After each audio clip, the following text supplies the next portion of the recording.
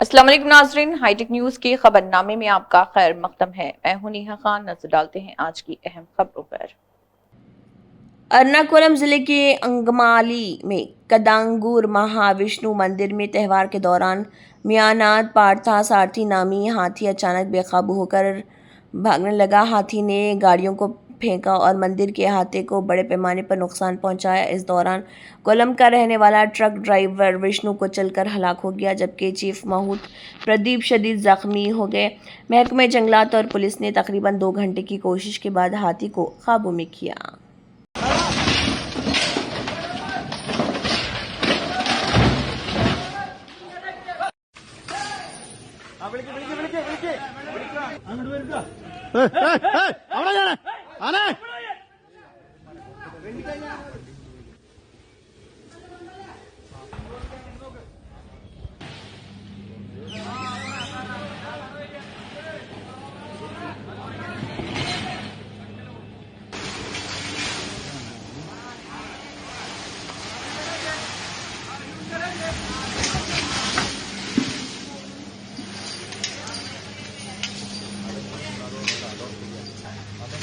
ആനയുടെ സൂക്കർ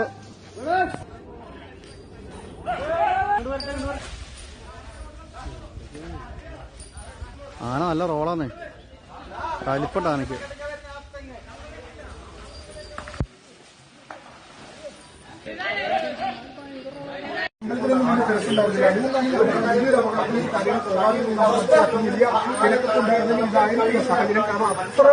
മാത്രം വയലന്റ് ആണ് ഈ ആന. സമീപ പ്രദേശത്തുള്ള ഈ പന്തല്, അതോടൊപ്പം വാഹനങ്ങൾ, ആളുകൾക്ക് നേരെ, അതോടൊപ്പം മരങ്ങൾ, ഇതൊക്കെ ആക്രമിക്കാനുള്ള ഒരു സാധ്യതയാണ് ഇപ്പോൾ പറഞ്ഞ ഉള്ളത്. അതിനെ വളർത്തുക എത്രത്തോളം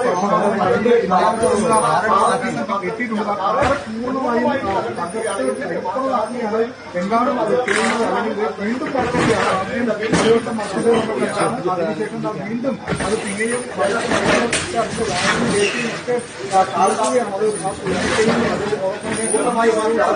അത് സാഹചര്യത്തിലേക്ക് കാര്യങ്ങൾ ചെയ്യുകയാണ്. ഒരു തരത്തിലും ആനയെ തടക്കാനാകുന്നില്ല എന്നാണ് മനസ്സിലാക്കുന്നത്.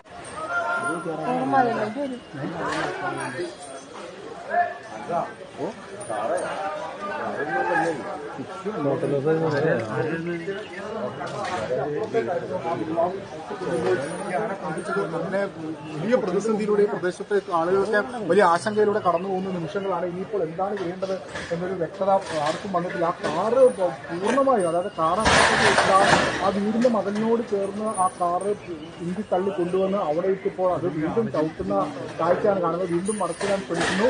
അങ്ങനെ ഈ പാപ്പന്മാരും അതോടൊപ്പം ടാസ്ക് ഫോഴ്സ് ആളുകളും അല്ലാതെ മറ്റു ആർക്കും അങ്ങനത്തെ കളിക്കാൻ പറ്റില്ല. അവരും പോലും വളരെ ഒരു 150 മീറ്റർ അല്ലെങ്കിൽ 200 മീറ്റർ ഒക്കെ അപ്പുറത്തായിട്ടാണ് നിൽക്കുന്നത്. ആ വീടിന്റെ അതിലൊക്കെ